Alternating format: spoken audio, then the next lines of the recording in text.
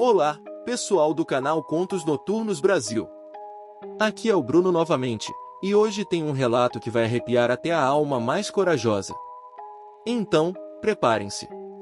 Antes de começarmos, já sabem o que fazer, né? Se inscrevam no canal, deixem o like e compartilhem com os amigos.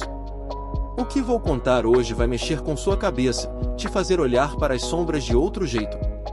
Hoje vamos falar dos espíritos da mata em Minas Gerais. A lenda dos espíritos da mata faz parte do imaginário popular de Minas, uma mistura de crenças indígenas, africanas e europeias, criando um conjunto de histórias que atravessam gerações. Nas regiões de serras e florestas densas, especialmente na Serra da Canastra, Serra do Espinhaço e em áreas remotas da Mata Atlântica, esses espíritos fazem questão de marcar presença. Agora, vamos ao primeiro relato. Esse não é para os fracos. O relato dos espíritos da mata. Nas profundezas das matas fechadas de Minas Gerais, especialmente na Serra do Espinhaço e nos arredores de Ouro Preto e Mariana, correm histórias de espíritos antigos. Eles vagam por entre as árvores, observando e, quando invocados, atacando aqueles que ousam invadir seus domínios sem respeito.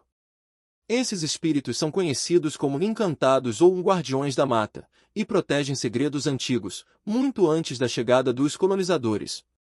Dizem que são formados pelas almas dos indígenas que habitavam a região, e com a devastação da natureza pelas mãos do homem, esses espíritos ficaram mais violentos. Seus sussurros são presságios de morte. O caçador e a ira da floresta. Há uma história macabra e bem conhecida em Conceição do Mato Dentro, sobre um caçador arrogante que se aventurou nas profundezas da mata em busca de uma onça.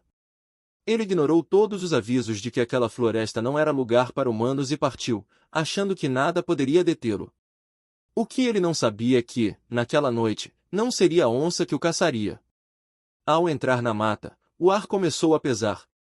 As folhas secas que antes cracavam sob seus pés, agora silenciavam como se o chão estivesse morto. As árvores, altas e imponentes, pareciam inclinadas sobre ele, sufocando. Mas o caçador, teimoso, continuava.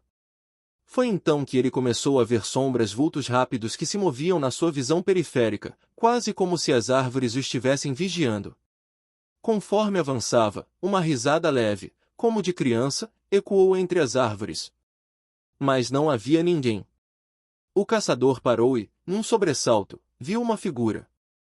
Era uma sombra esguia, de pele morena e olhos que brilhavam na escuridão da floresta, como chamas vermelhas. Parecia um jovem indígena, mas seus olhos não eram humanos. O caçador tentou afugentar a visão, gritando, mas a figura apenas o encarava, sem se mover. Então, ela avançou. Em um piscar de olhos, estava ao seu lado. O caçador sentiu um frio atravessar o corpo, como se a própria vida estivesse sendo drenada. Ele tentou correr, mas seus pés pareciam afundar no solo. As sombras o cercaram. Enquanto ele tentava se desvencilhar, uma das figuras o agarrou pela garganta.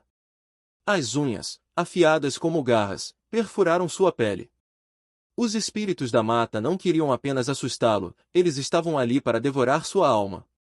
Ele gritava, mas o som parecia ser absorvido pela mata, sem eco, sem resposta. Com um esforço sobre-humano, o caçador conseguiu sacar sua espingarda, mas o espírito o atacou antes que ele pudesse disparar. Foi então que ele caiu de joelhos, sangrando, com a espingarda escapando de suas mãos trêmulas. No chão, em meio às folhas, ele avistou um pequeno altar feito de pedras e ossos. O pavor tomou conta, e ele finalmente entendeu. Seu avô sempre dizia, a mata tem seus donos. E ele estava pagando preço por invadir aquele território sagrado. Desesperado, ele ofereceu sua espingarda aos espíritos, implorando por sua vida.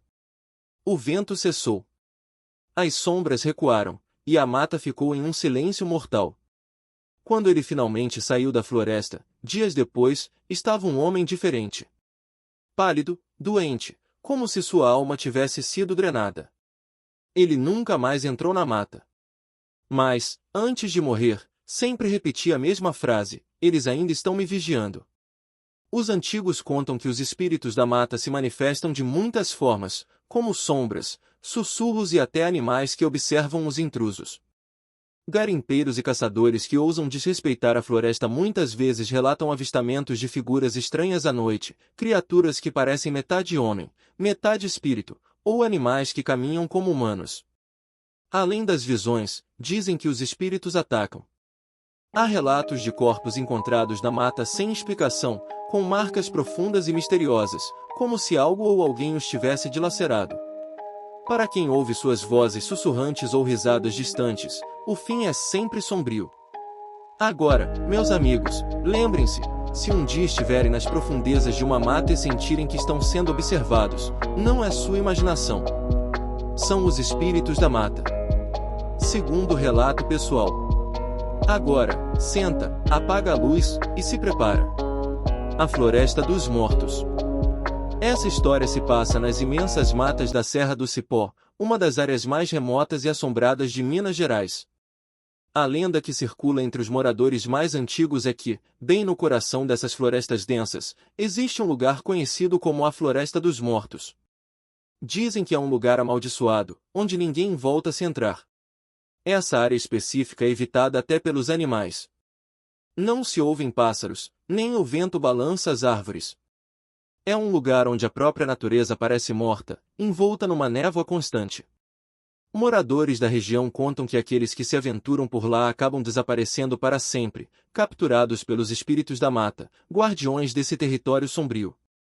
E foi exatamente isso que aconteceu com um grupo de 3 jovens excursionistas, que resolveram desafiar a lenda e se embrenhar nessa floresta maldita. Os 3 amigos, Gustavo, Lucas e Bianca, eram entusiastas da aventura e adoravam explorar lugares inóspitos. Ao ouvir falar da Floresta dos Mortos, ficaram intrigados e, sem dar ouvidos aos alertas dos locais, resolveram entrar naquela mata para provar que a história era apenas uma lenda exagerada. Eles seguiram por trilhas estreitas, cercadas por árvores tão densas que quase não deixavam a luz do sol passar. À medida que avançavam, a temperatura parecia cair e uma sensação de peso se apoderou deles. Bianca foi a primeira a sentir que algo estava errado. O ar parecia grosso, pesado demais para respirar, como se algo invisível os apertasse de todos os lados. "Vocês ouviram isso?", perguntou Lucas, parando de repente. Gustavo e Bianca pararam também, tentando ouvir o que o amigo tinha percebido. Foi então que o silêncio da floresta se quebrou. Um sussurro, baixo e distante, parecia vir de todas as direções ao mesmo tempo. Era uma mistura de vozes, lamentações e risos abafados, como se a mata estivesse cheia de pessoas invisíveis, assistindo aos 3 intrusos. Gustavo tentou rir para aliviar a tensão, mas a risada saiu trêmula. "São só ruídos do vento", ele disse, tentando acalmar os outros, mas até ele sabia que aquilo não era o vento.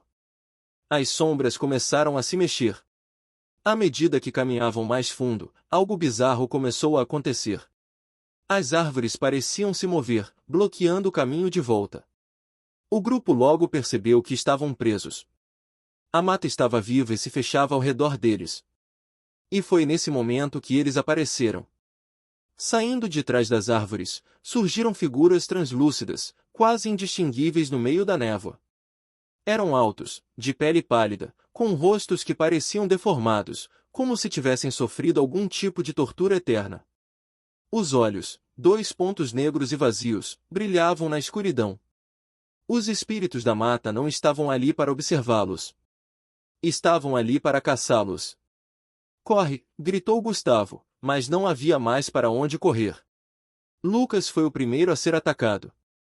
Um dos espíritos avançou rapidamente, atravessando seu corpo com garras invisíveis.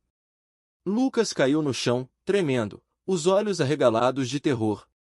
Seu corpo começou a se contorcer como se algo estivesse sugando sua vida.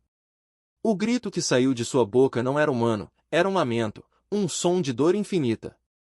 Bianca começou a correr, mas foi pega logo em seguida. As árvores pareciam se mover para bloqueá-la, e uma das sombras a alcançou, agarrando-a pelos cabelos. Ela gritou, mas sua voz foi rapidamente sufocada. Gustavo, em pânico, viu quando Bianca foi arrastada para o meio da névoa, desaparecendo como se nunca tivesse existido. Ele estava sozinho agora. O último sobrevivente. Gustavo correu sem direção, desesperado. O peso da escuridão e os sussurros incessantes em sua cabeça o enlouqueciam. Em dado momento, ele tropeçou e caiu de cara no chão. Foi quando ele viu um pequeno altar, feito de ossos e crânios humanos. Era o local de sacrifício. Ele soube naquele momento que não havia saída. O espírito principal, mais alto que os outros, se aproximou lentamente. Seus olhos negros perfuraram a alma de Gustavo. Quando ele tentou levantar, sentiu algo gelado agarrando suas pernas, como se as raízes da floresta estivessem vivas, se enroscando nele. O último grito de Gustavo ecoou pela floresta, mas ninguém estava lá para ouvi-lo. Ele foi puxado para o chão, sumindo na escuridão. Naquela noite, os moradores da vila mais próxima ouviram os gritos distantes, mas já sabiam o que havia acontecido. Os 3 jovens nunca foram encontrados. A Floresta dos Mortos havia reclamado suas almas, assim como havia feito com tantos outros antes. Dizem que os espíritos da mata continuam lá, esperando por quem ousar desafiá-los.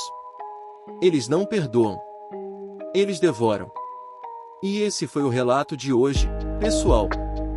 Se você gostou, ou se ficou arrepiado até a alma, não esquece de deixar aquele like sinistro e de compartilhar com os amigos. E lembre-se, alguns lugares não foram feitos para os vivos. Durmam bem, se conseguirem.